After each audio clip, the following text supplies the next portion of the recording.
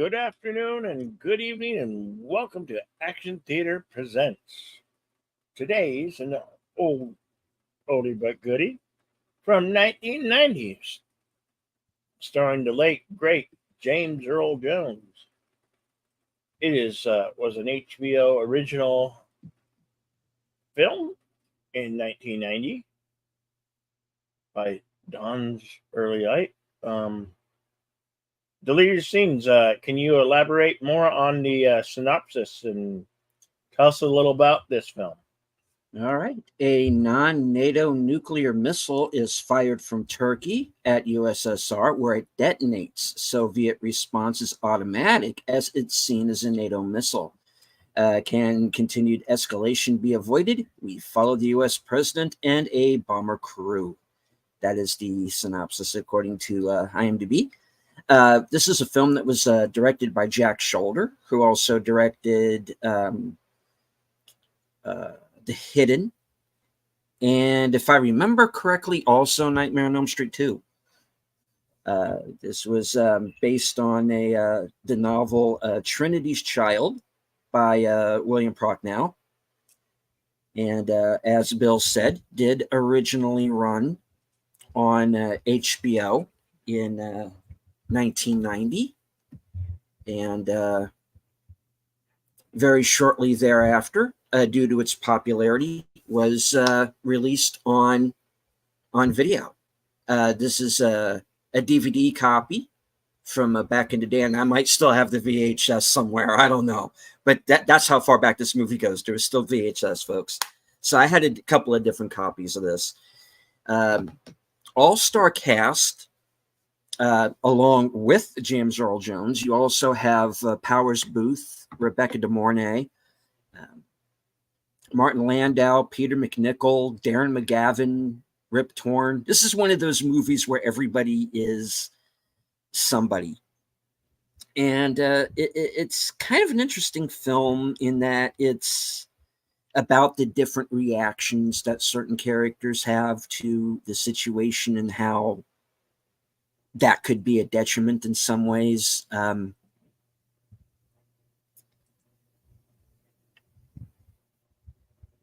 Yeah, so you get this, like the film says, you have the president who has survived the attack, the wounded, and he is trying to get through to the Russians and negotiate some kind of truce. You have the vice president, who's a bit of a war hawk, who believes the president is dead, so there's that whole drama. And then you have the air situation. You have Powers Booth and Rebecca De Mornay as bomber pilots, their crew. And then you have James Earl Jones' character, who is this... we never actually find out his real name. He's codenamed Alice. And what his character also has to deal with, trying to communicate back and forth between various characters. It's an interesting film. And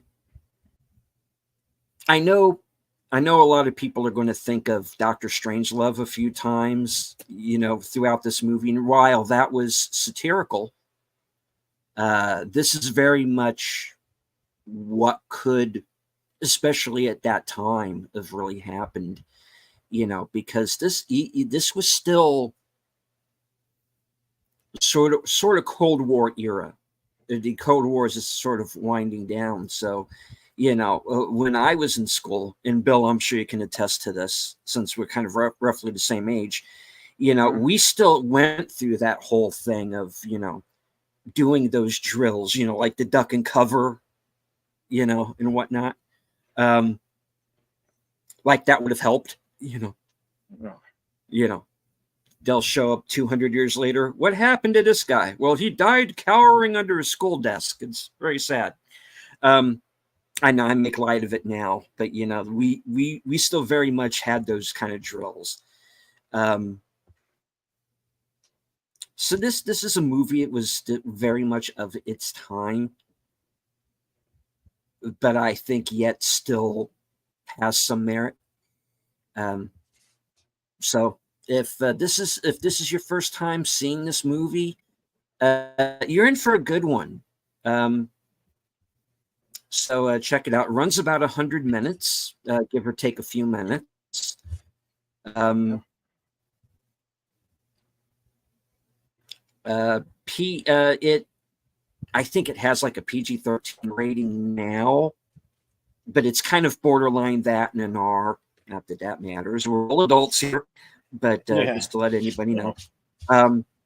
You can, of course, follow along with us on, if you do not have your own copy, you can also, of course, follow along with us live on Cosme.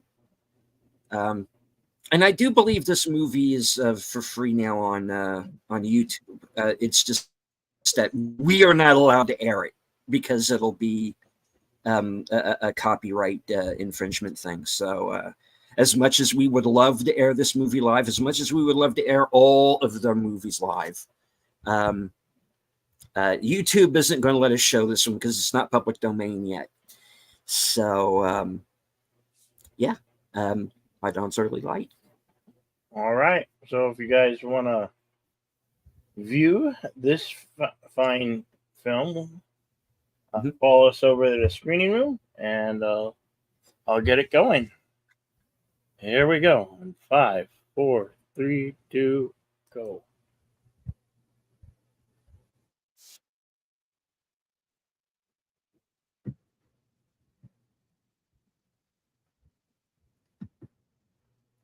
HBO Pictures logo.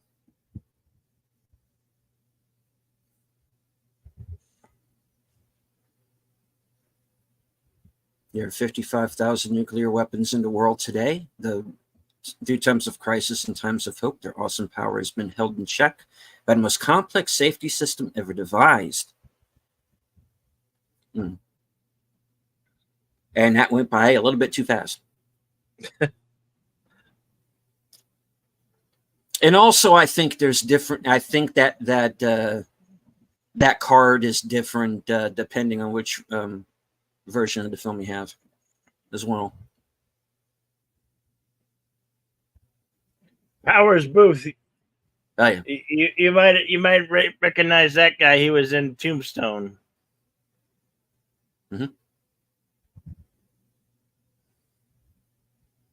By dawn's early light.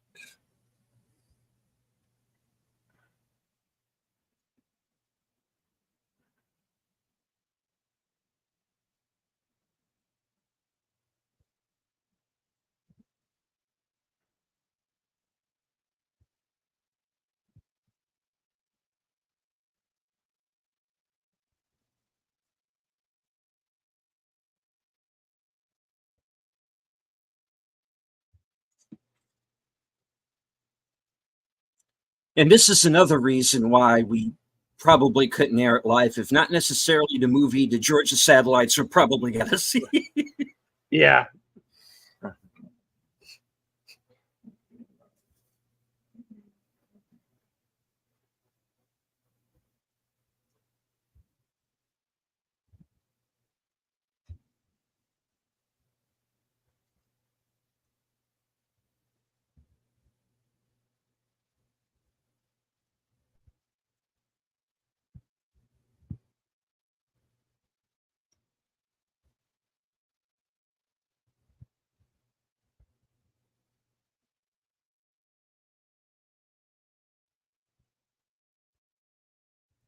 Works every time.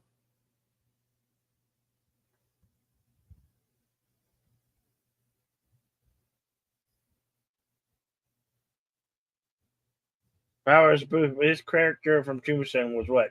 Crazy Bill or Curly Bill? Curly Bill. Yeah. Mm-hmm.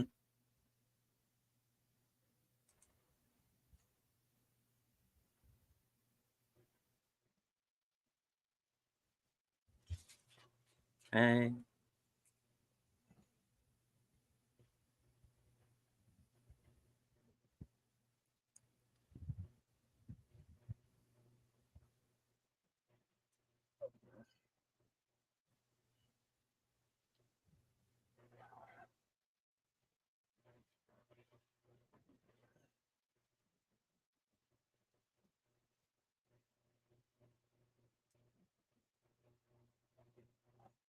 technically, right. Well, they're both in the Yeah, military. They're both in the this Air is Force. this is a kind of a big no. No.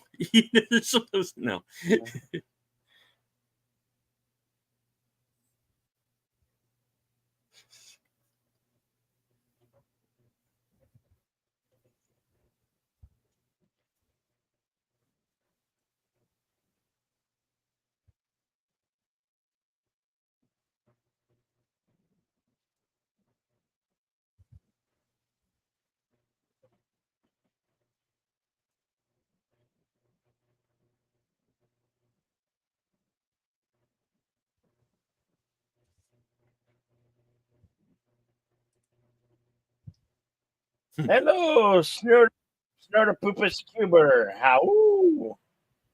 Hey, how you doing? And of course, Alistair's Queen Emma has also joined us. Mm-hmm. We're just a few minutes into the movie, folks. So Yeah. jump on in on Cosme. We're exactly 4 minutes, 36 seconds.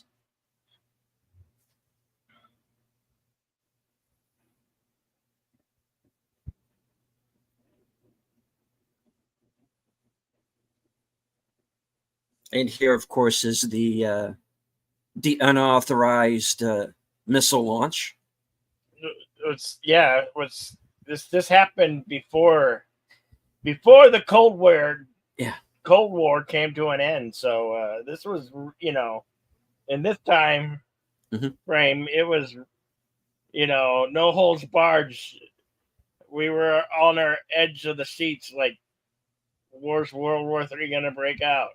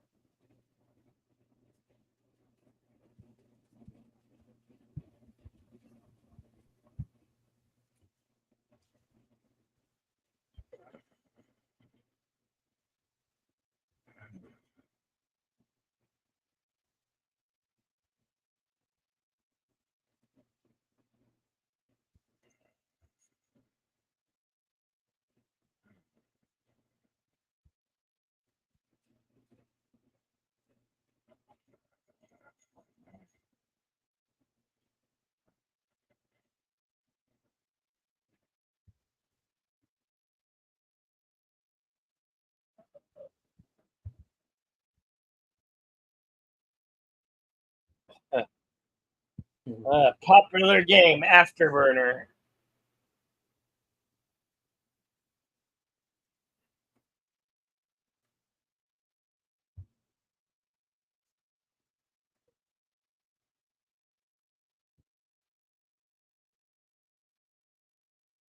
You recognize her from La Bamba.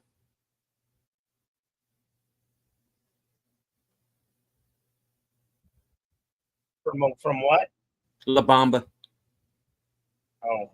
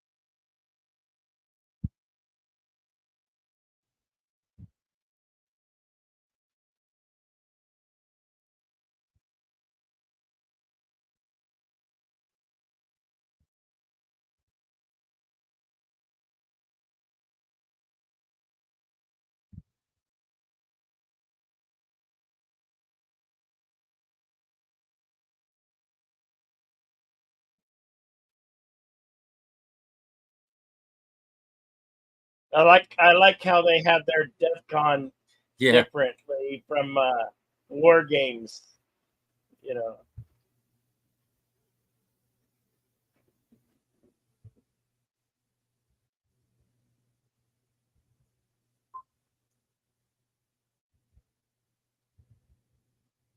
although cock pistol sounds a lot better than like DEFCON 3. Yeah.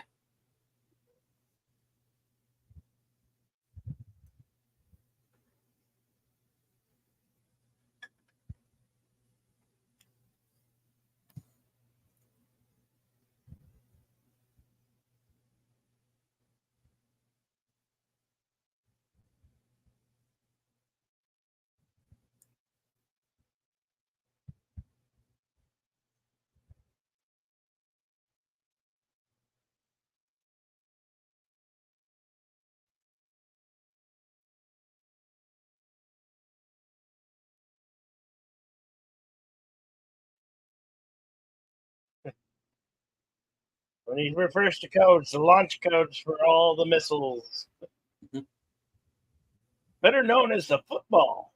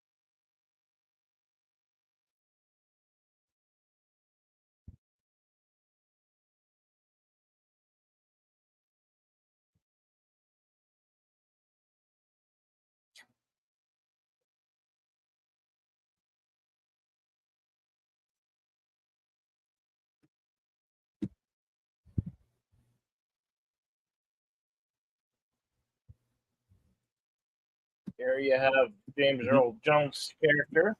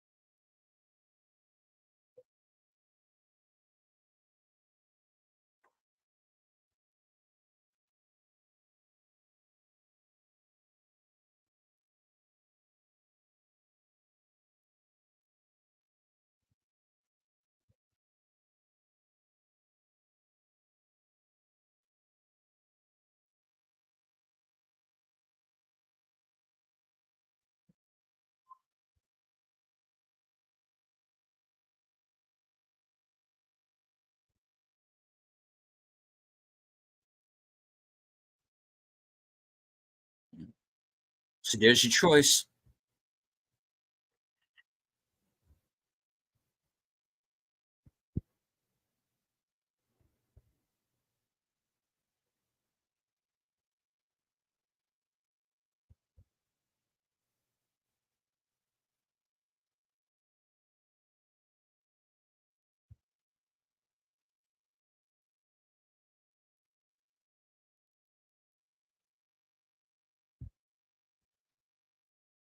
This entire film's budget was less than the Alkalite, and it is slightly longer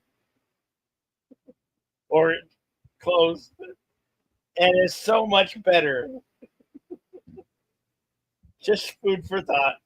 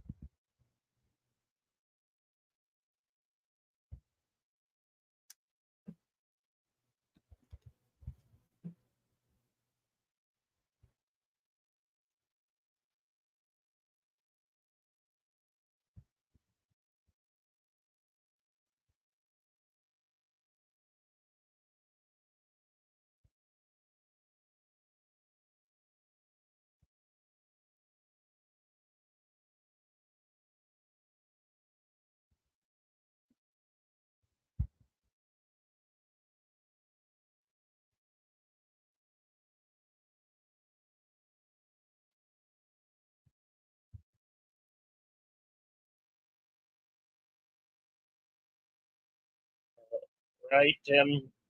Mhm.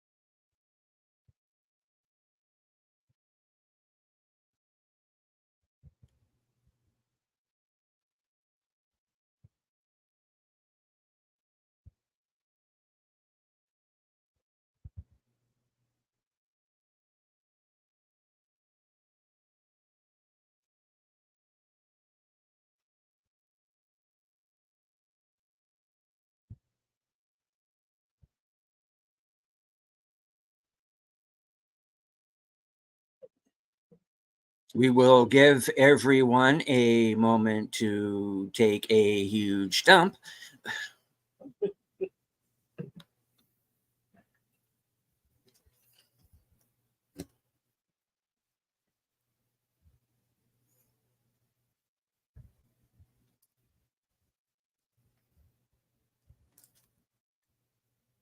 There's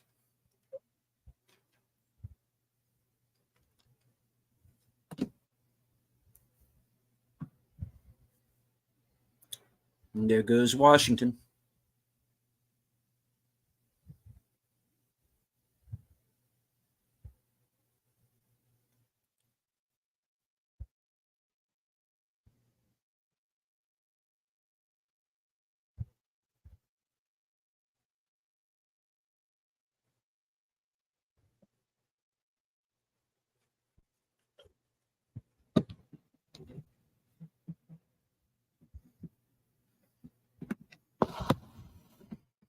Is he supposedly under a bunker under the White House, or is he on Air Force One?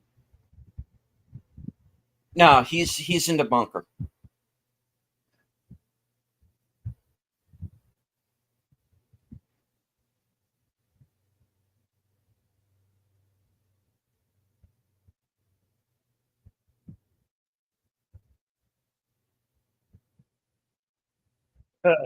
I think there's a lot more in Washington today. Hmm. Probably more like in the million range.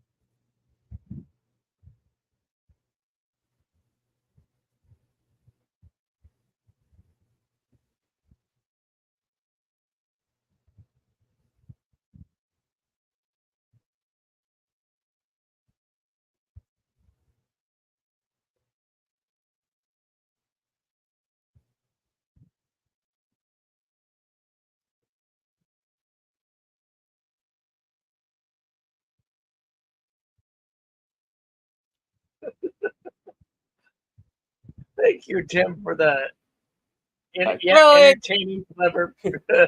pictures. Whoops.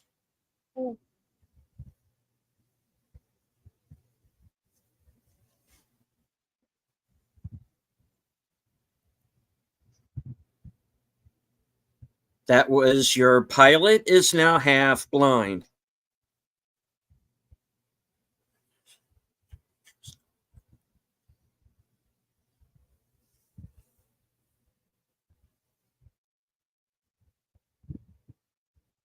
You're not supposed to look at the blast directly.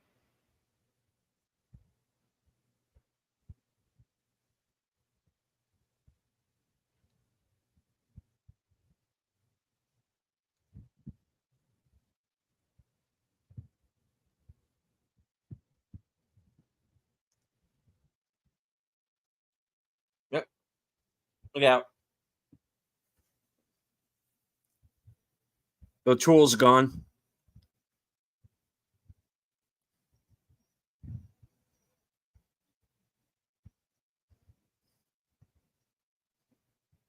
In light, if you were flying in a plane and you were too close to the blast, you do get the EMP effect where everything shuts up down, everything electronic, or you just might become a paperweight falling to the ground.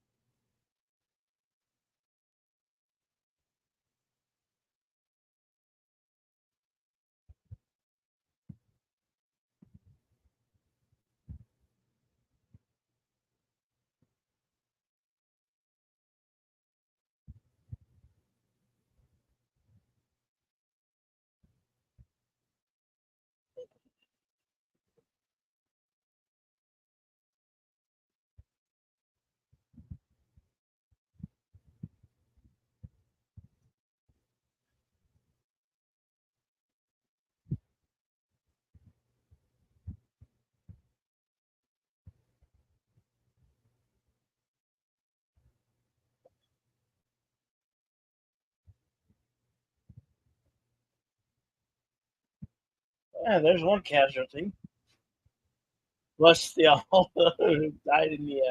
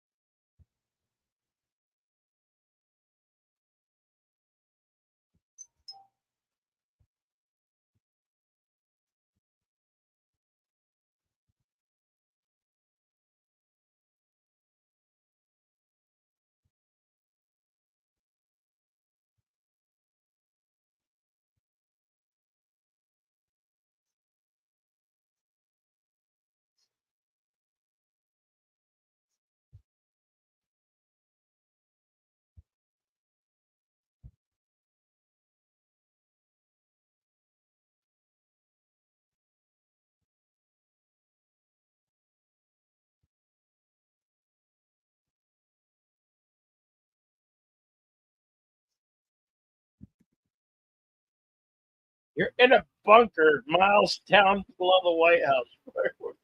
Where can you go?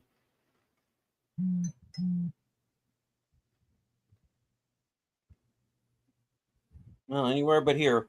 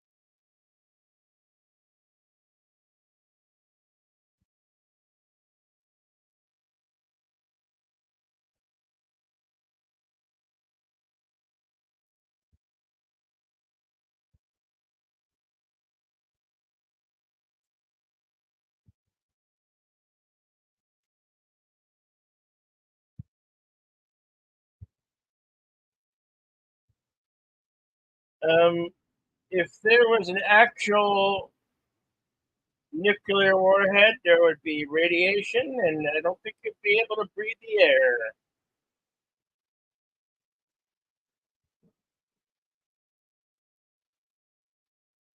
And your skin might melt off.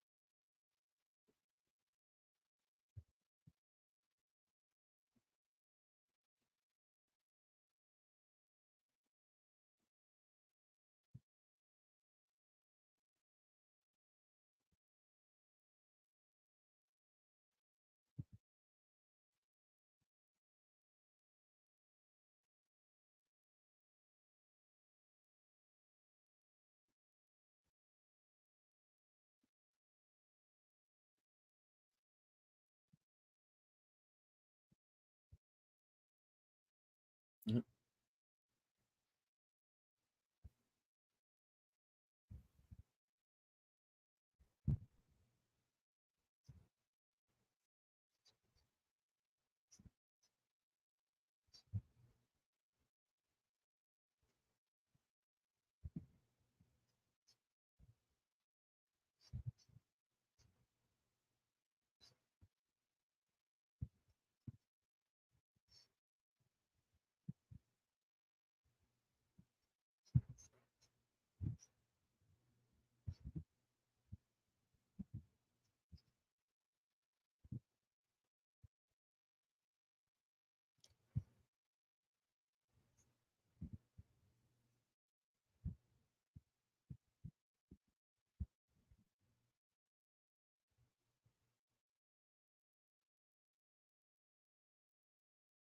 Well, they're not going to have time for that this time, Tim.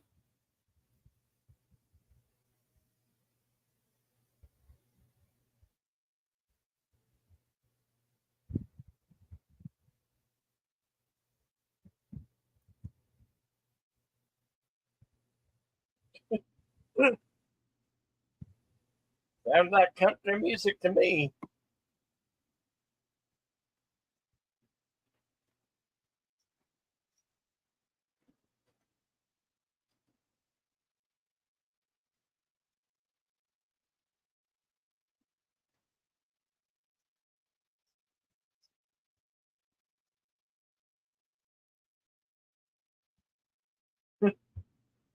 He's lost his mind. Pretty much, yeah.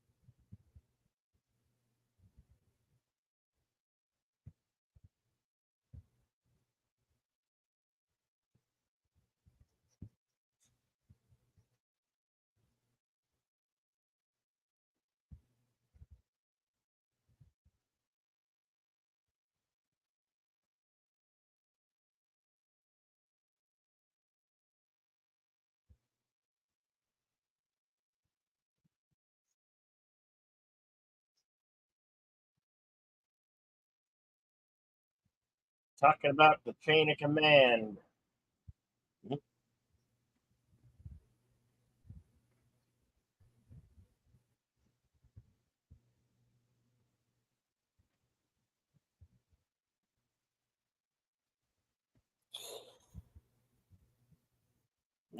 Today is.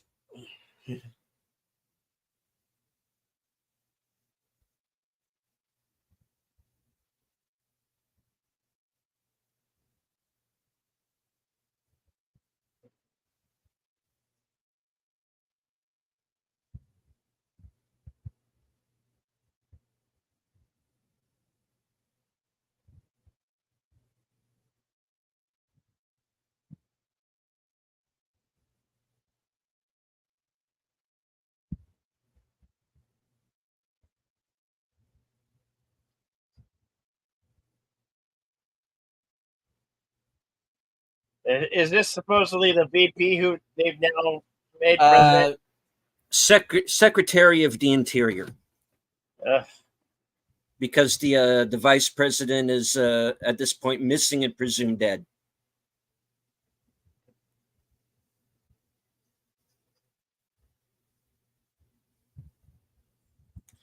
And if the Secret Service agent guarding the Secretary of the Interior there looks familiar, that is G. Gordon Liddy,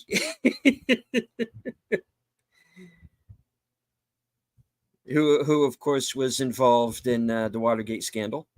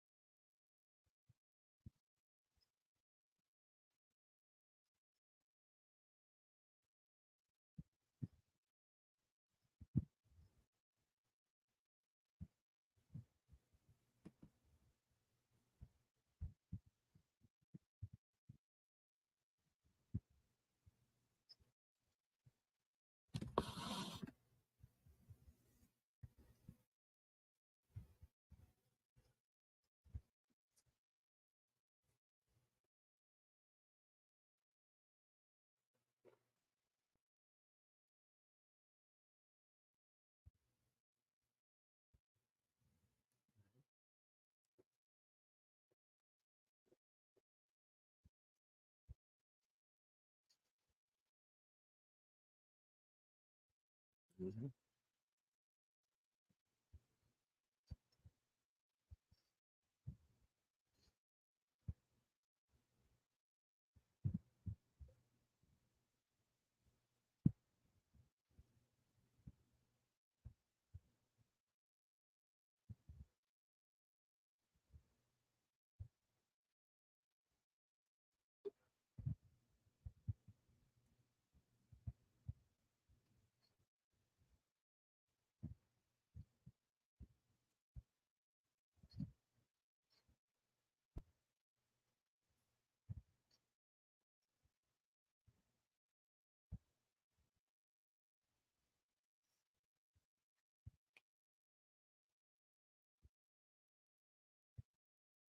It's like, congratulations, you're not robots, you know?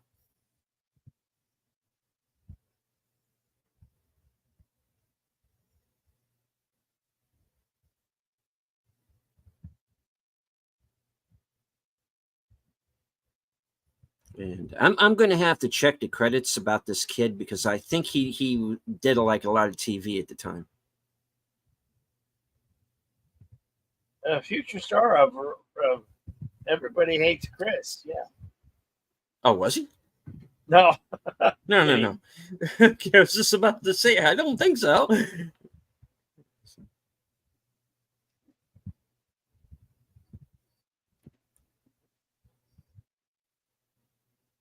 Run for it. Okay.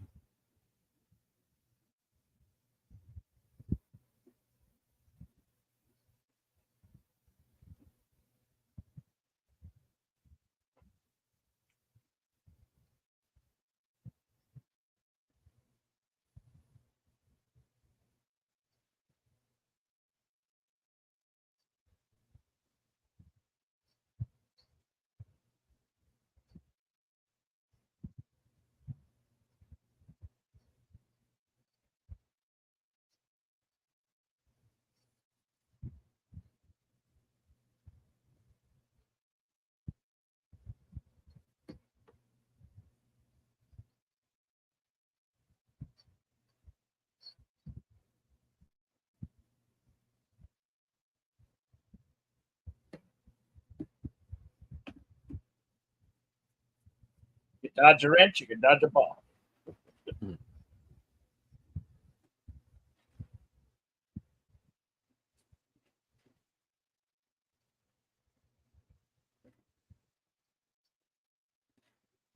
Hey, if you can dodge a nuclear missile, you can dodge a ball.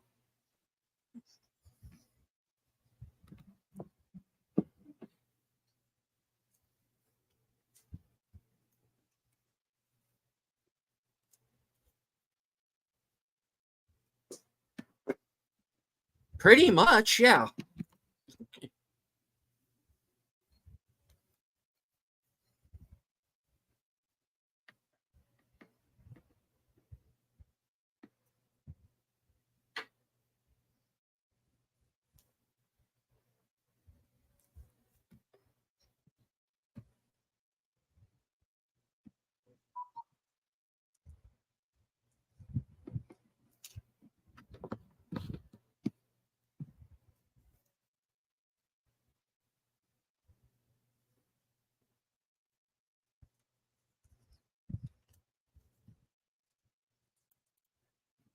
Because Denzel and Hackman aren't finished committing mutiny yet. Yeah.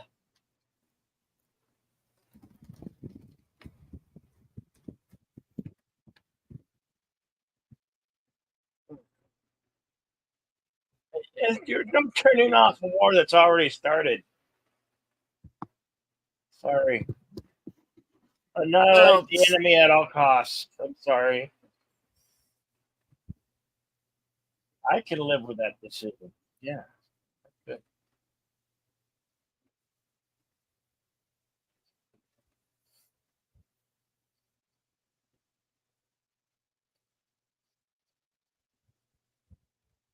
Wipe them out before they can even fart.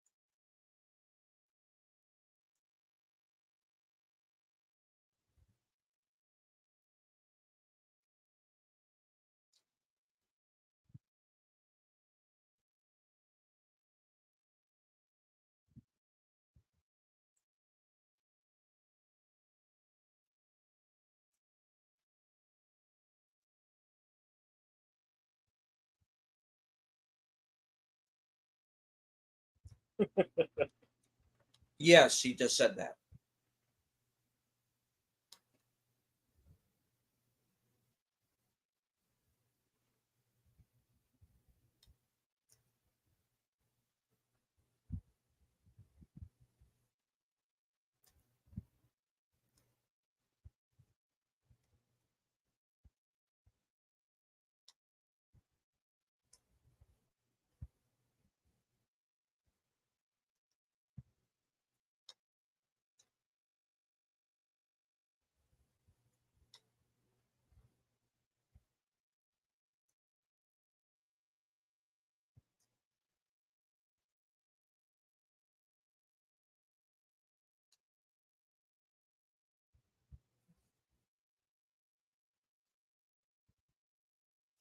Great kid, don't get cocky.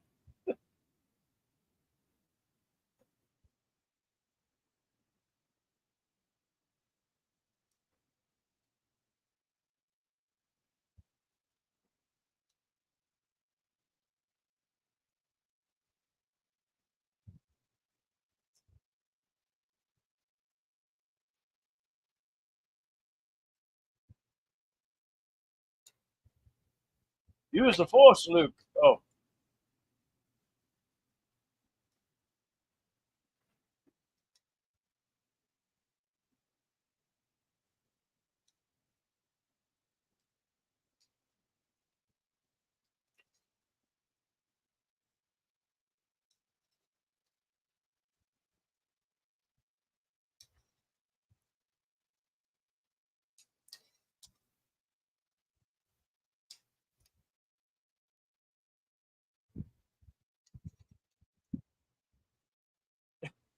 poke me with a stick. Poke him with a stick.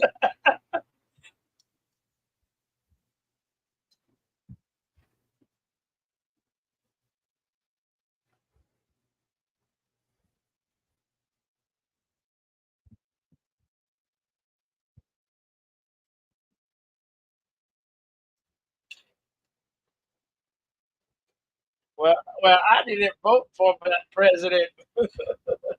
Mhm.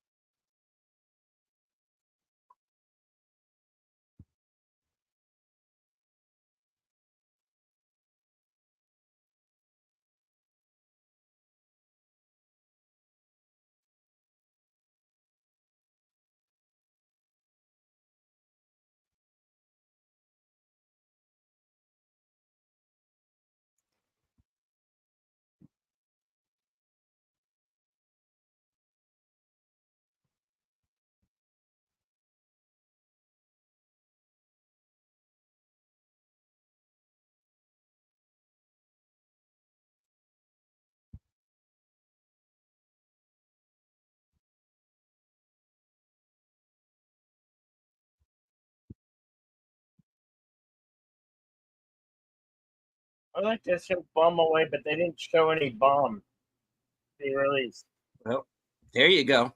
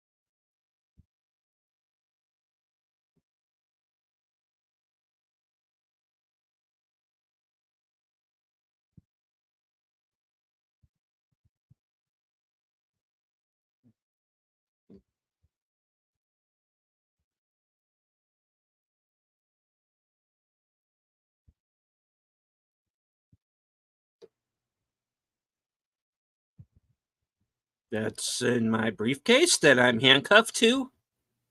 Oh, didn't forget about that at all.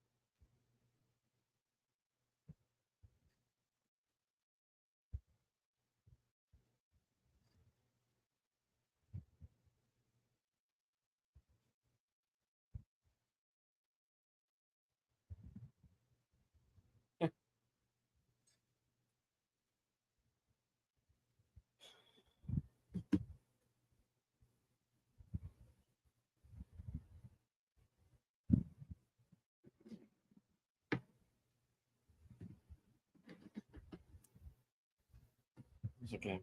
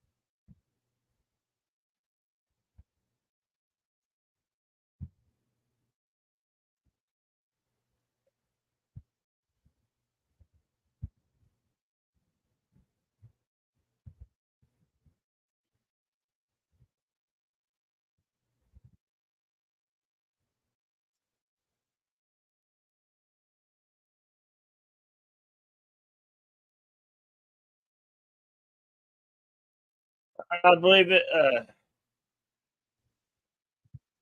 Um, Earl Jones' character, the general, is in an AWAC, basically they gather information Yeah, from the sky. he's in the Looking Glass plane. Yeah. It's a war. It's a war room. It's a war room in the.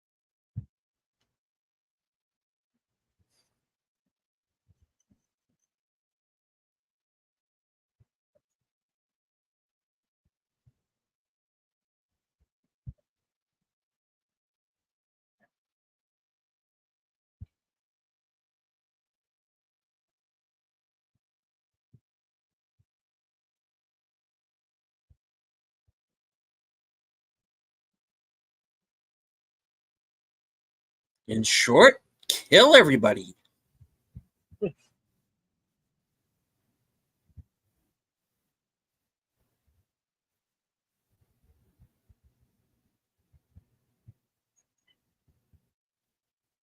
We could have a mutiny in the air.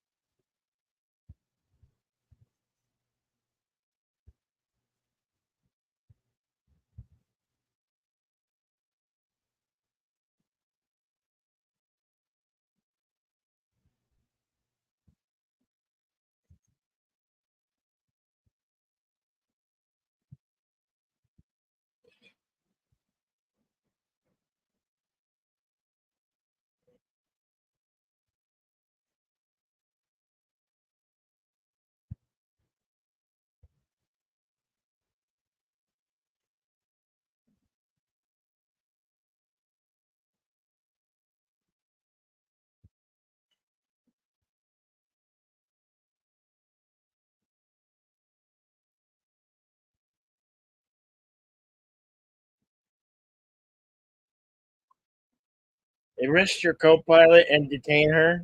She has lost cognitive accessibility.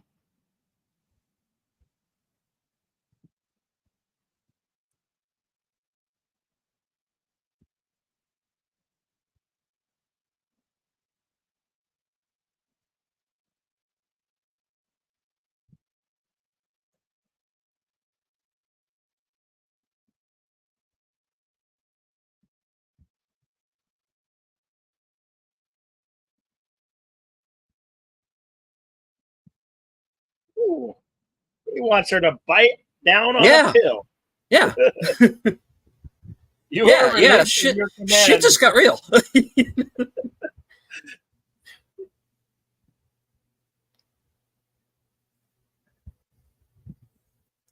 Just a few seconds of choking on your own air and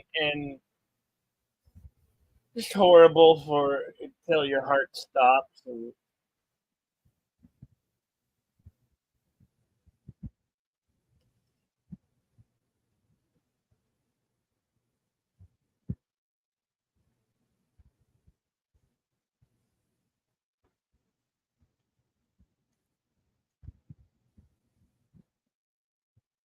you follow orders and kill them all. Let God sort them out.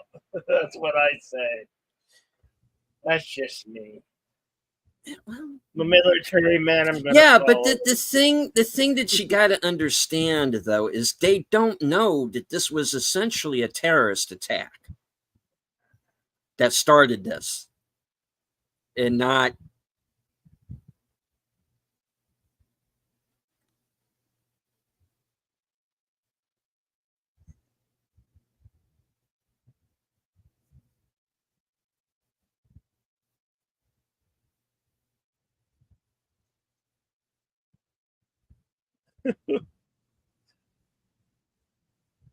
Yeah, but do I believe you?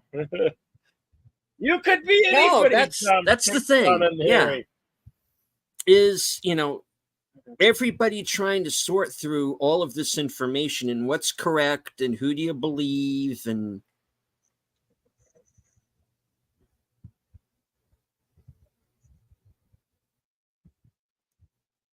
these and you got this bomber that's basically decided on their own that we're not going to do this.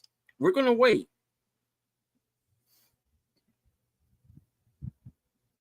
So they're not following orders and either. I love how their uh, fleet insignia is something holding on to a tiger. It's like a dude with a trident, and riding a tiger down to earth. I guess the tiger would be the nuke, right? Hmm. But that's their fleet insignia or whatever. Have you noticed that? Hmm.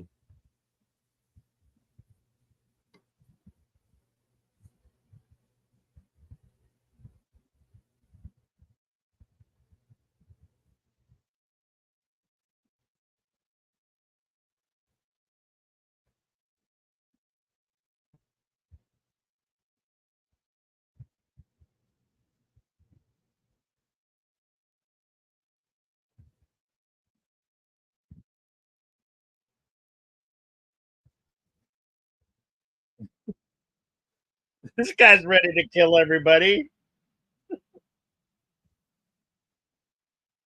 because his family's dead.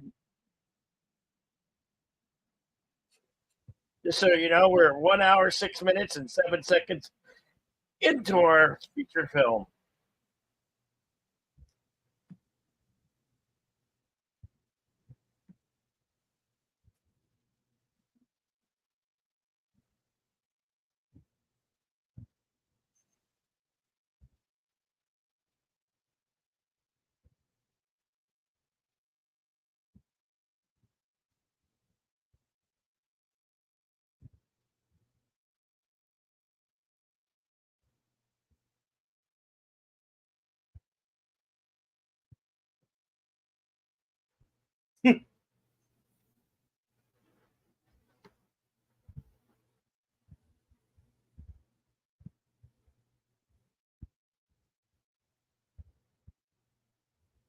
Mhm.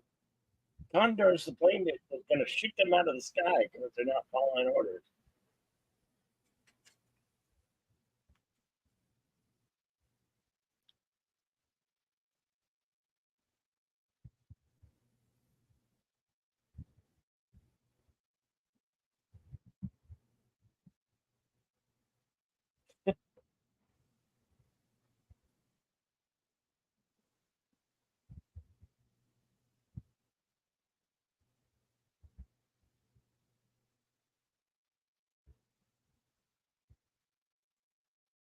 Meanwhile,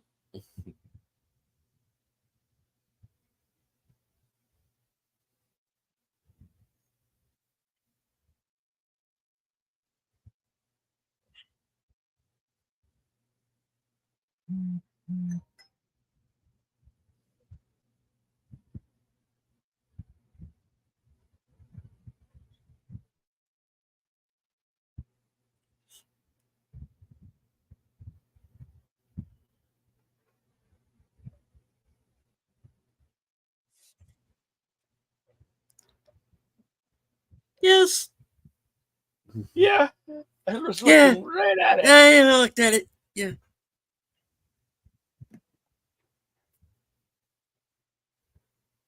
I must say, the day after is much more horrifying than this film is. The day after is the only film that makes me puke. uh, the day after. Okay, then don't watch Yeah. Threads. I made that mistake. I was too young for that fucking movie. It's like I tried to watch the day after. I have it like on DVD, and it's like the makeup that they Yeah, do looks so realistic, and it got me sick. Steve, what was Steve Gutenberg? Steve Gutenberg. Yeah, Mahoney Gutenberg. yeah. Is his name Gutenberg? And Jason Robards, man, Mm-hmm. Yeah. pretty good makeup on there.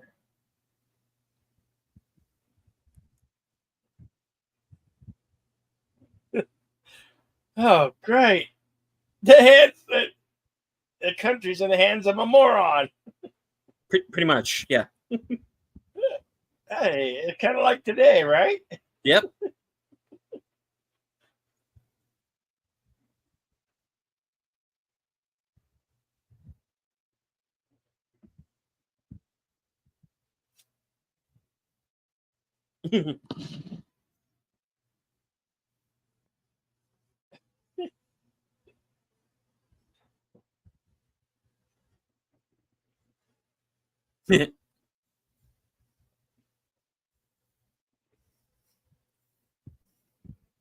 Yuri, baby, listen. God, the smartest guy I got down here is Peter McNichol. I'm in deep shit. Over. We got to end this.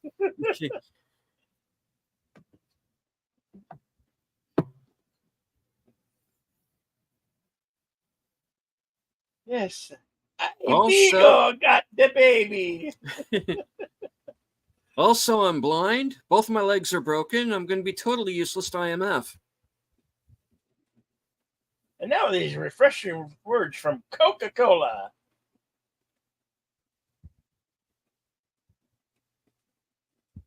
Now, you see, here's the thing. Okay, they turned around, which the Russian president has now taken as they're trying to end the conflict. So he has turned that group of bombers.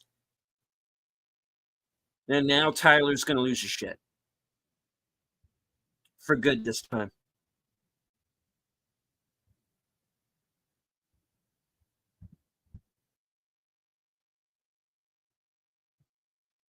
Bye-bye, Tyler. Ooh. Well, two went out the air hatch. They all went out. You Except know that Cassidy and you know Morale. that movie where this movie he likes Spider-Man. There's this movie, Mr. Stark, and they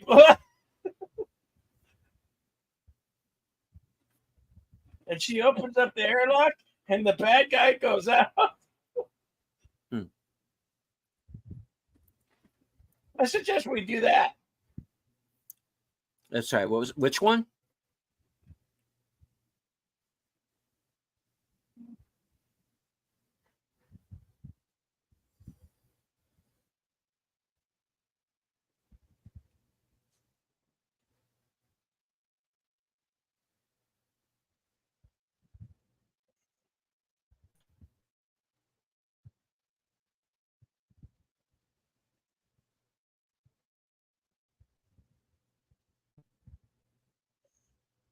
That's a start.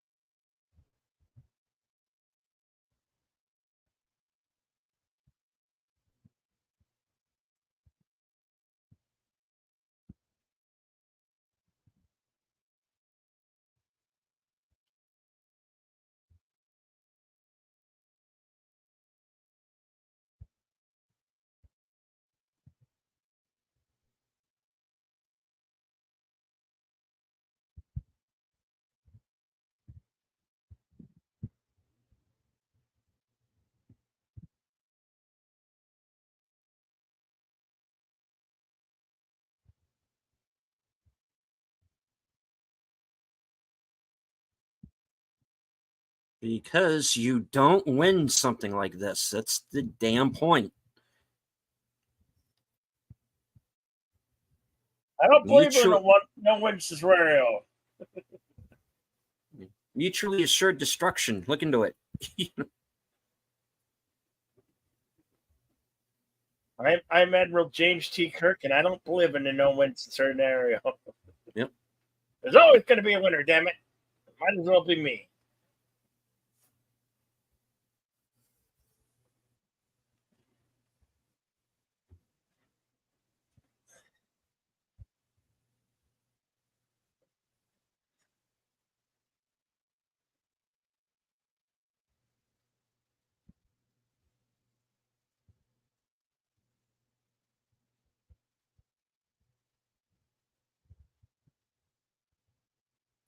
Yeah.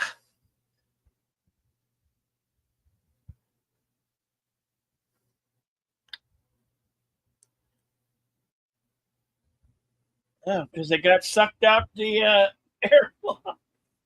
Yeah.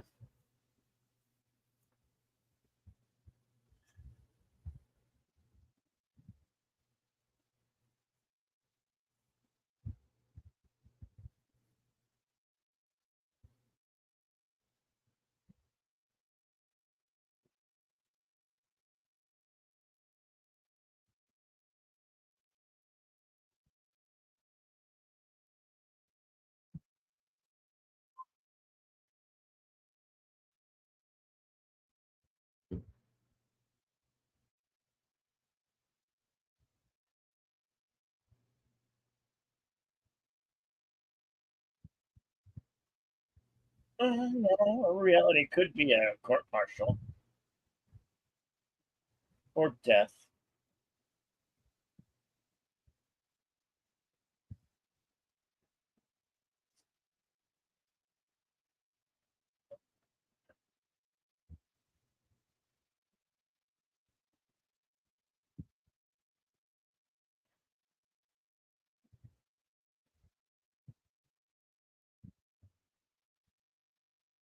Yeah, of course. We started defying orders.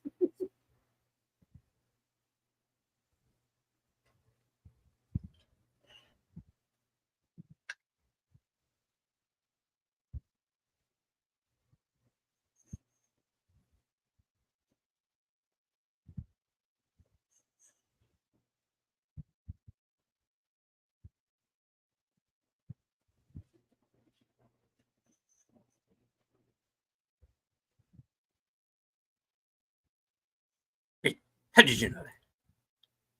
Down.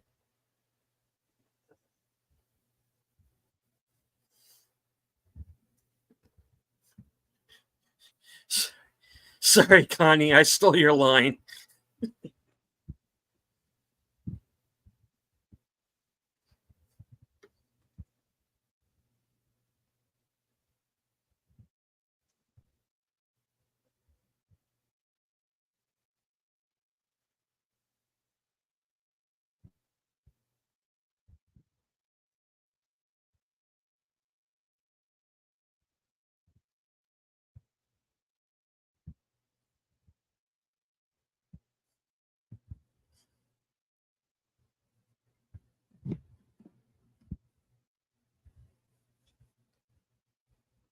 I wouldn't want to be a Putin.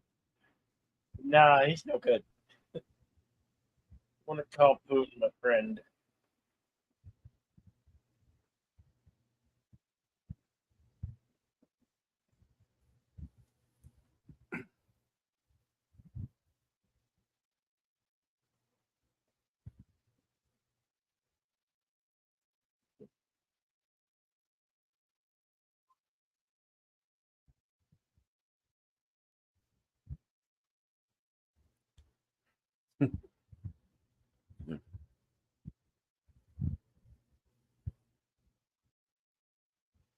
Oh, thank God.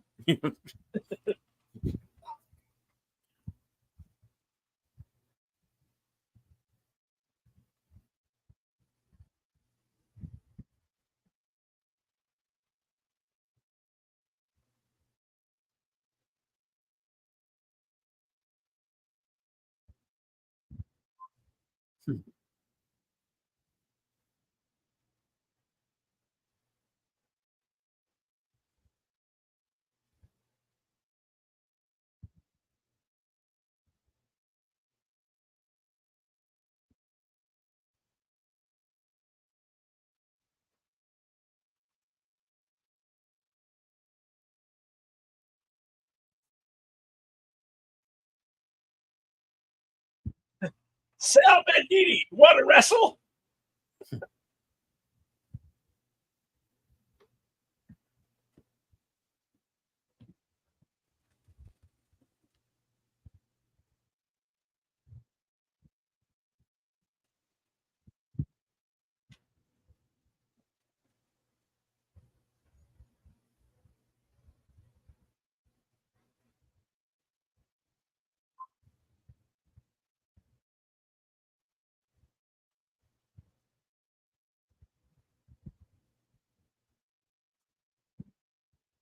God, he believed him, right?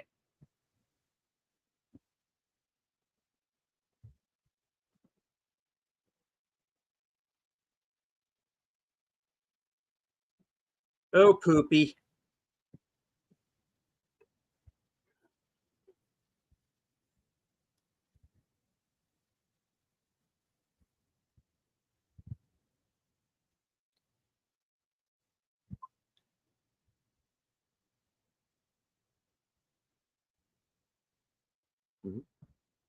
Glenmore shower because, of course.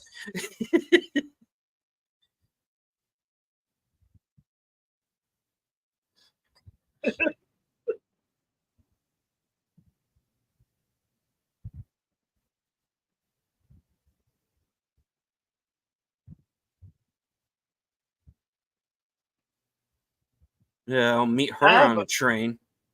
Oh, sorry. Not bad. I'm back. I'm okay.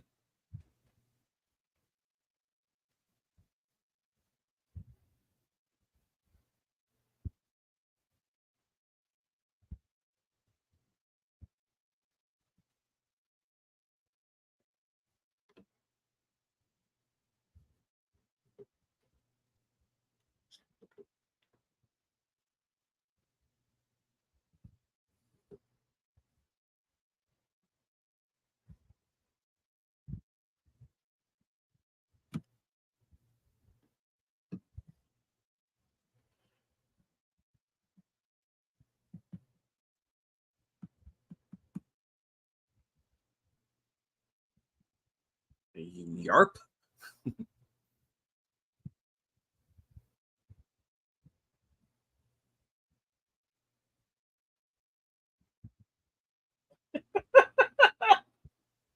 but Rip Thorne is really a warmonger, isn't he?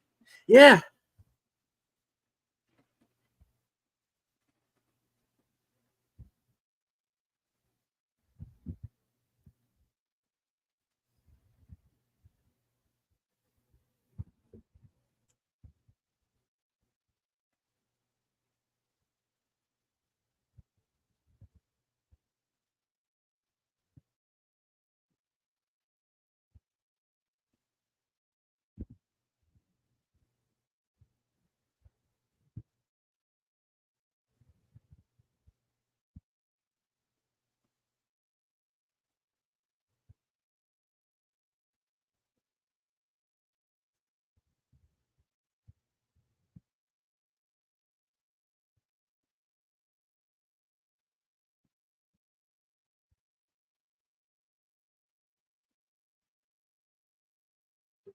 Hey, Big Al. What's up, Big Al, man? Good to see you.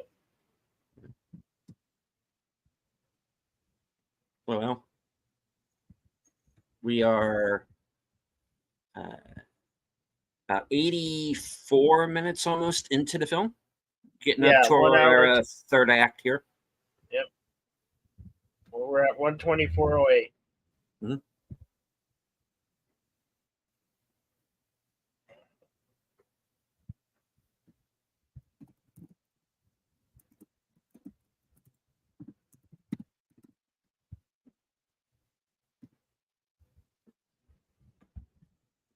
He said duty.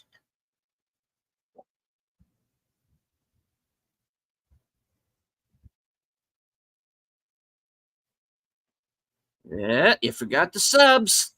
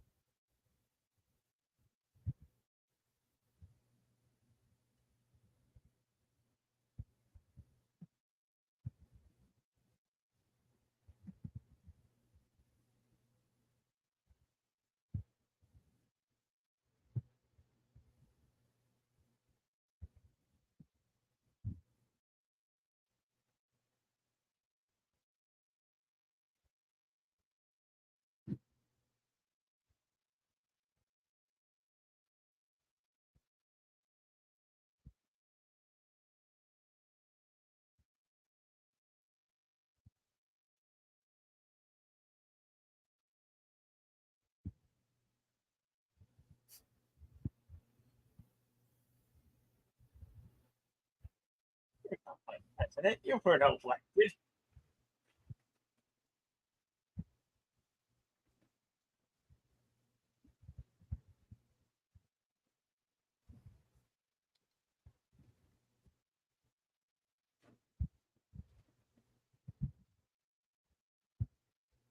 Miss.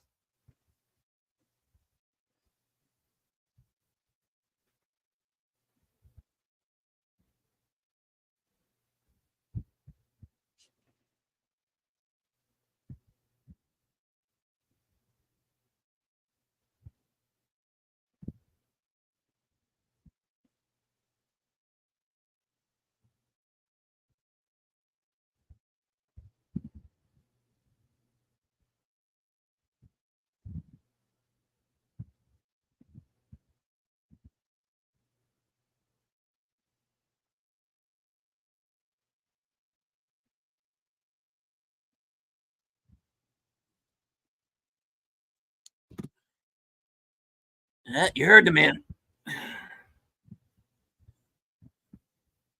These are girls.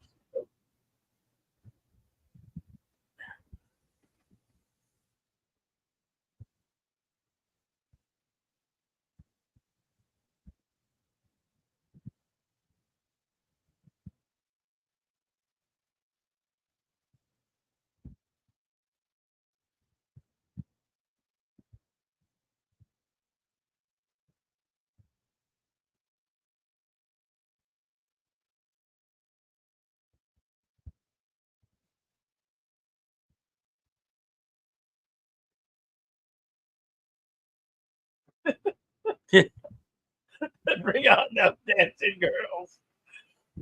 We come paddling in. F-18s are still flown today. Probably different class of F-18s, but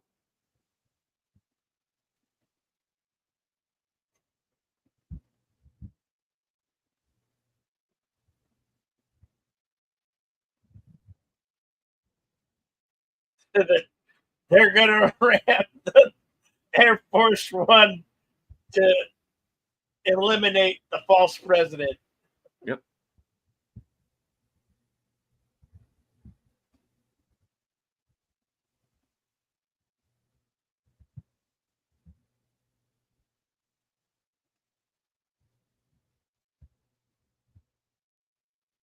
Yeah. Yeah, that's not happening. Yeah.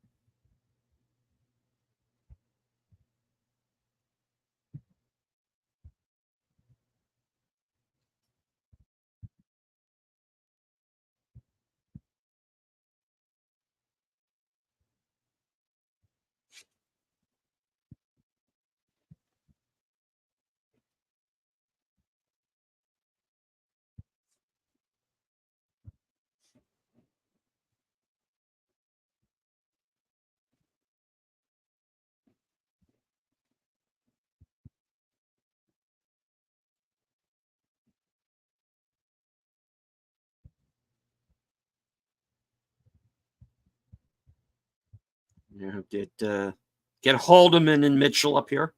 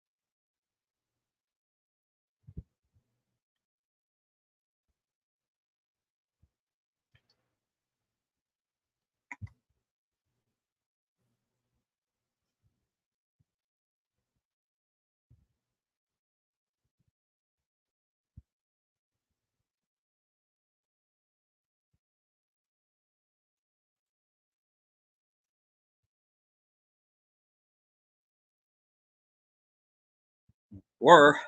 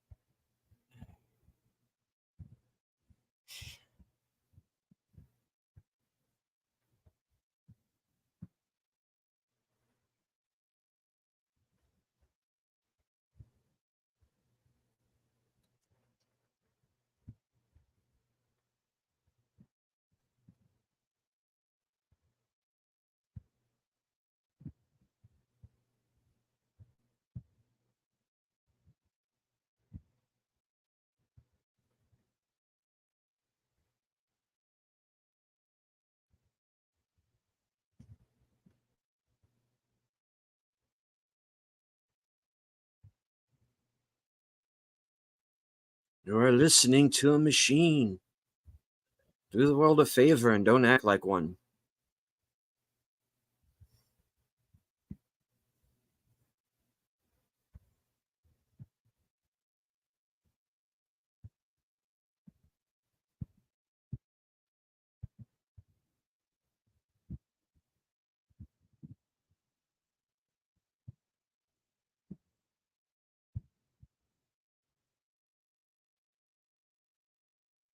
Here we go.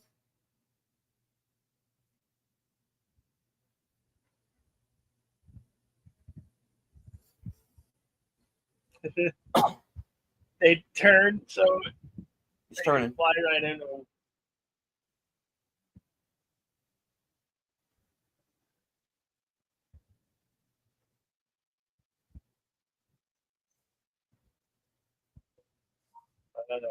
My turn may not have another turn.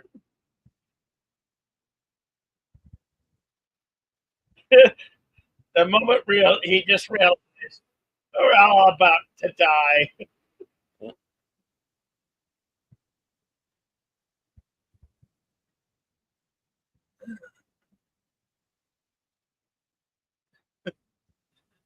I love it. This is such a great scene. This salute. They know it. They know it's what's about to happen.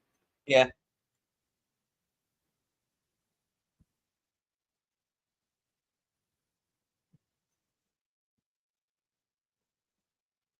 What a great scene. 1959 Zulu time. The president sent a second coded message to Tecmo aircraft 1402 Zulu. Though further transmissions from the E4, the president's instructions were accepted as final. Cease all hostilities. Maintain alert status. But what about Polar Bear 1? It's going to make a water landing. It's going to turn into a boat.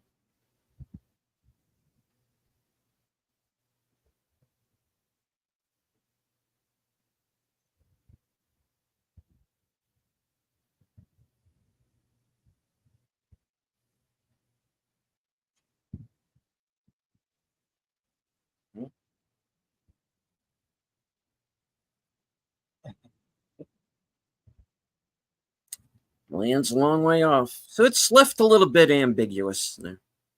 The early months of 1990, during ethnic unrest in the southern part of the Soviet Union, insurgent units attacked the Soviet Army facility. Western intelligence received reliable reports that nuclear weapons on the premises were, quote, compromised. Well, it's 2014 and we're still here, so those didn't go off.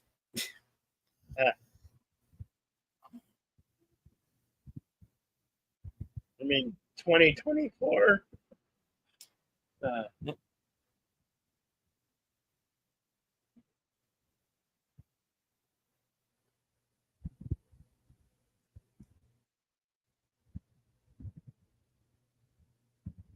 All right, folks. So that was By Dawn's Early Light.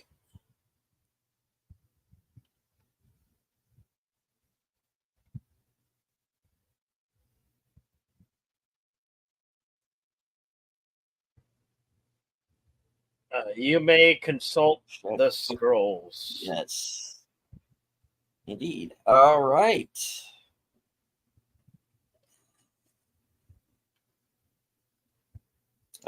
By Dawn's Early Light, first aired on HBO May 19th, 1990.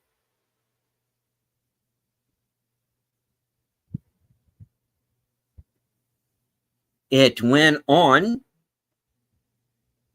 to win the Emmy for Outstanding Special Visual Effects.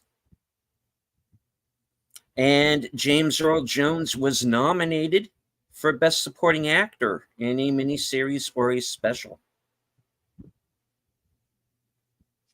And Martin Landau was nominated for a Supporting Actor Cable Ace Award that year as well.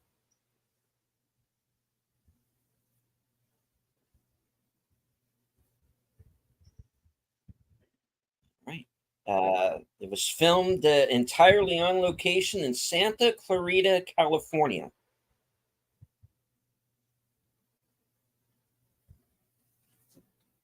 Moving on to trivia.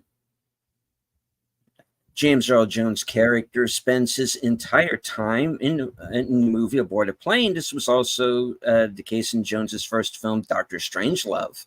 Both films were based around a nuclear confrontation between the U.S. and USSR. The role in the nuclear war of the SAC Mobile Command Post or Looking Glass airplane was previously shown in the Cold War drama The Day After.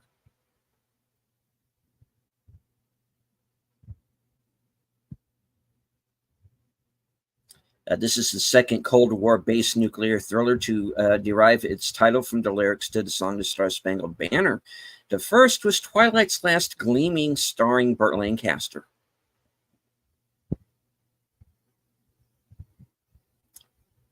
The emergency war order code sent to launch the Strategic Air Command's long-range bombers depicted by the movie's Alpha Golf Hotel India Delta with the authentication time of 20 hours, 6 minutes, 5 seconds Zulu, and authentication of Sierra Foxtrot. The computer in NORAD is made up from components of an actual IBM AN/FSQ-7 Combat Direction Central built in 1954 to protect the U.S. from Soviet bomber attack. Components of decommissioned systems were sold for scrap and bought by film and television production companies that wanted futuristic-looking computers. Despite the fact that they were built in the 1950s, components used in this film were previously used in the Time Tunnel, the Towering Inferno, and War Games, among many others, and later used in Failsafe. When practicing their bombing run on Irkutsk, they simulate flying over the city at heading 230, and Cassidy quips, right down Karl Marx Street. This is rather accurate, as Irkutsk does have a Karl Marx Street, and its heading when going to the southwest is nearly 230. They would slowly be crossing it from left to right.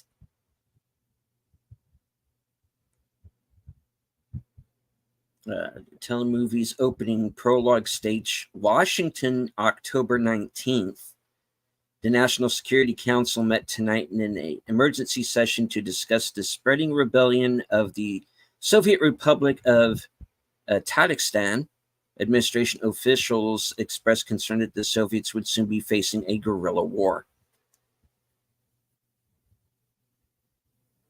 And that was the prologue that I talked about that's not on every version of the film. Why it's left out of some versions, I don't know. The movie was made and first broadcast about 7 years after its source novel, Trinity's Child by William Procknow, had been first published in 1983.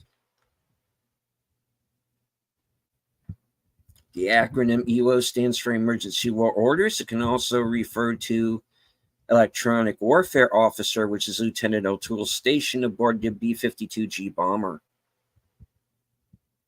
The acronym SAC stands for Strategic Air Command. SLBM stands for Submarine Launched Ballistic Missiles. ICBM, Intercontinental Ballistic Missile. A final film to depict a fictional World War III prior to the end of the Cold War and the collapse of the USSR. The Matt World digital website states, by dawn's early light, produced in the 1980s, was the last of what if the weapons got loose Cold War suspense thrillers released before they followed the Soviet Union. The differences between this television adaptation and its source novel are summarized by the Wikipedia website, which states that there are two major differences between the story of its source novel and this film telemovie adaptation. It says the first being that the crisis in the novel is started by a deliberate Soviet attack to counter the U.S. military buildup with which they are unable to compete. And the other major difference in the film is the romantic subplot between Morell and Cassidy, which is absent from the book. The characters themselves actually mocking the idea of such a relationship between them.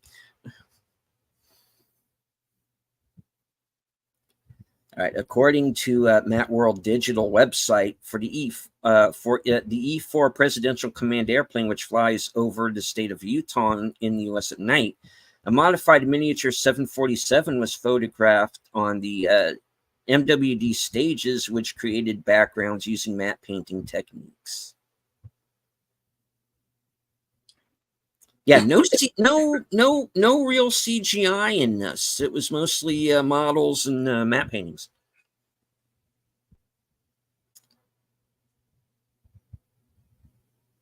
The call sign of Looking Glass, United States Air Force General in Command, played by James Earl Jones, was Alice. The U.S. Secretary of the Interior, played by Darren McGavin, Condor. The call sign of General Rennie, played by Nicholas Coster of the United States Air Force at SAC headquarters, was Icarus. The call sign of the U.S. Navy Admiral, played by Jeffrey DeMunn, aboard Boeing E-4 command plane, was Harpoon. Somebody got really obsessed with acronyms during this trivia. I'll go through them real quick here. The call sign of the U.S. Hibana and Nix Mix Chimicabafig. Am I clear on that? The call sign of the United States Air Force Looking Glass Colonel, played by Ken Jenkins, was Sam. The names of the two American command aircraft were two Boeing aircraft, one an E-4 National Emergency Airborne Command, an ECAP called Night Watch, and the EC-135C, which was, of course, the Looking Glass. 5 levels of alert, status alert code in ascending order of urgency were Applejack, Snowman, Cocked Pistol, Roundhouse, and Big Noise. These alert status are training status only. Yeah, but they sound cool. Yeah.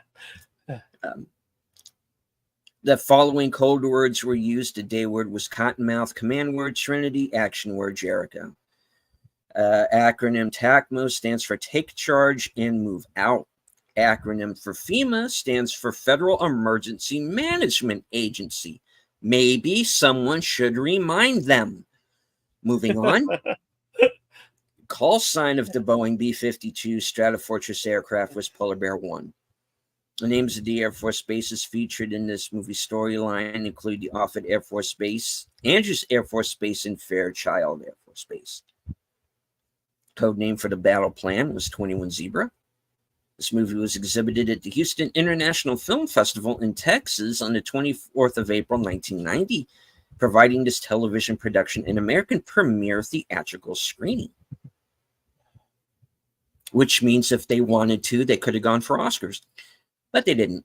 The film takes place in 1991. So it's slightly futuristic. Yeah. At the time. In Trinity's Child, the novel upon which the film is based, the scene where the president is awakened by the call from NORAD has a rerun of the TV series Mission Impossible playing on the TV. Martin Landau, one of the stars of that series, plays the role of the president in this film, though the TV merely shows static instead. The acronym BRP, mentioned by the B-52 crew members, stands for Personnel Reliability Program, which is an extensive psychological profile and evaluation process which all military personnel who have responsibilities involving nuclear weapons are subjected to. The same process, to a lesser degree, applies to all personnel with security clearances. Although not credited in the final film, one of the secret agents guarding Darren McGavin is G. Gordon Liddy, as I brought up earlier. Rebecca De Mornay portrays a B-52 nuclear bomber pilot in this film and a civilian victim of nuclear decimation in Testament. And the guy who played her husband in that movie was Kevin Costner in one of his first movies. Good movie, very sad though. Not an easy movie to get through. All right, here's the last bit of trivia here before we close it out. This movie's closing epilogue states in the early months of 1990. Yeah, we read this. During the ethnic unrest in the southern part of the Soviet Union, insurgent units attacked a Soviet army facility. Western intelligence received reliable reports that nuclear weapons on the premises were compromised. But yeah. Where did those weapons end up? The world may never know. Well, I mean,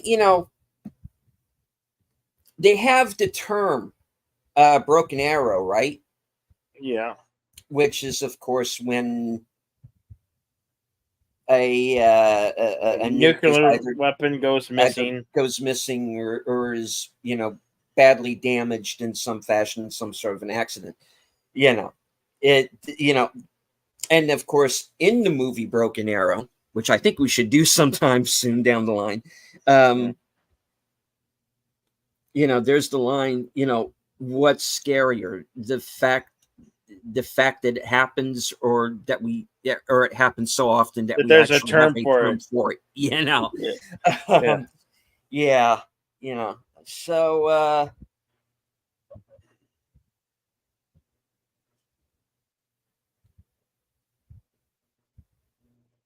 this is one of the reasons why elections are important, folks. I'm not going to turn this into a political PSA or anything. In the end, this was just a movie. It is a movie that was very much of its time. But yet strangely still relevant, unfortunately. Yeah. All right.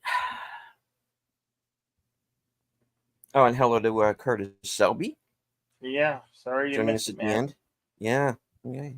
Well, like I said, you can get physical copies of this movie. I do believe that it could be on it Tubi is or Pluto. Yeah, I'm pretty sure it is. So yeah, there are many ways to find it.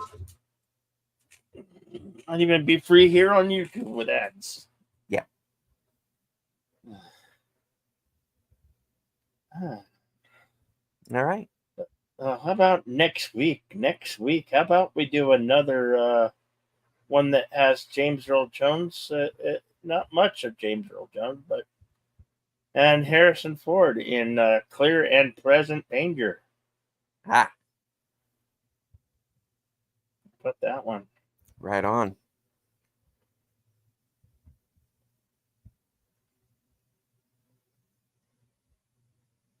I will be doing the Sports Network with Thursday night football, the Tampa Bay Buccaneers against the Atlanta Falcons a little bit later.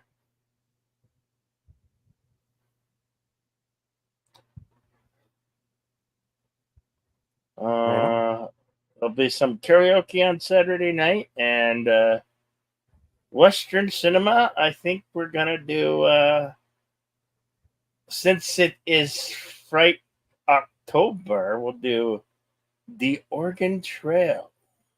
It is a Western horror themed Western. So, The Oregon Trail for Western Cinema Presents. Cool. What you got coming on? All right. Well, coming up later on tonight will be my weekend update. That'll be starting at approximately 11:30. May start a little bit later, so stay tuned. My chance to touch base with my loyal channel subscribers and members. Let's see. Before that, however, will be Thursday Things over on Nutters Network. And her guest tonight for that show will be Dark Woods Presents. Kind of an up and coming YouTuber. He's got some very interesting channel content. So if you've not yet subscribed to his channel, tonight would be the perfect time to do so. All right. Let's see. What else? Of course, I'll be joining Bill, as he said, Sunday. We're going to start our month of horror. Oregon Trail. I have not seen this movie.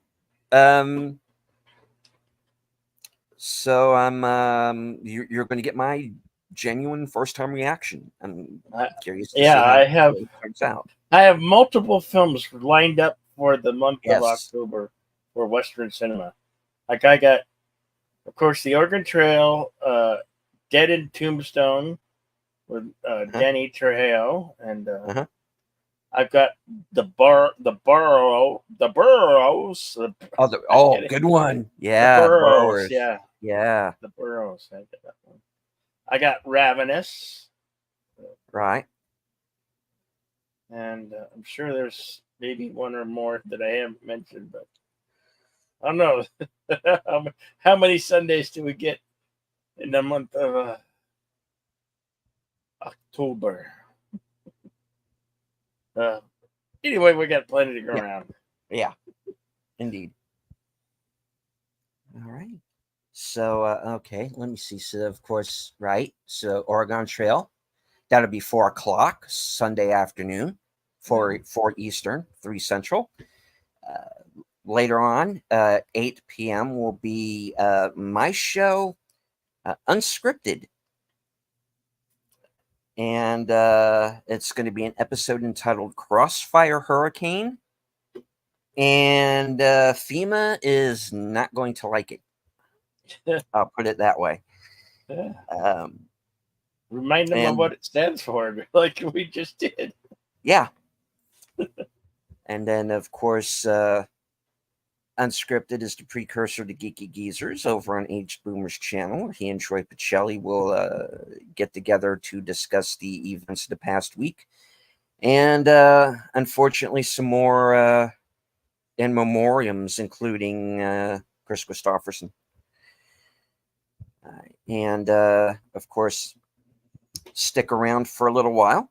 Get yourself a little midnight snack, nice beverage, and rejoin me and some special surprise guests for the other side of midnight. And we're going to be doing something a little bit different. We are going to be discussing the importance of physical media. And I am going to be joined by a surprise, like I said, some surprise guests. And among them, maybe a certain outlaw individual. So stay tuned. And let's see. Gets me around to next Tuesday for Live from Sparkwood and 21, which is a retrospective of the Twin Peaks television series. I will be joined by Troy Pacelli, Netters Network and Aged Boomer, as we watch and discuss episode 15 of Twin Peaks The Return. And, of course, stay after that show. Go over to Troy's channel, where for his Blake's 7 rewatch, which I believe they are up to episode. Yeah, they'll be up to episode 4 of Blake's 7. Mm-hmm. So that'll be at about 10:30, and then of course, as Bill said, join us right back here, same bat time, same bat channel for next week's movie, Clear and Present Danger.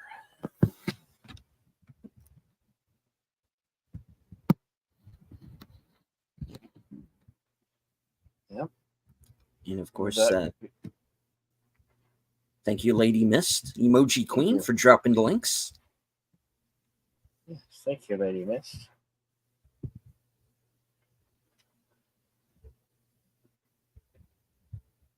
With that being said, I'll go ahead and say my quick closing statement. Always remember to be excellent and kind to one another. Always. Party on. I can't wait to see you on the next one. You have a great rest of your day or evening. Catch you later, folks. Deleted scenes. Mm-hmm. And as I always say, I'd like to thank you all once again for joining us for another great show.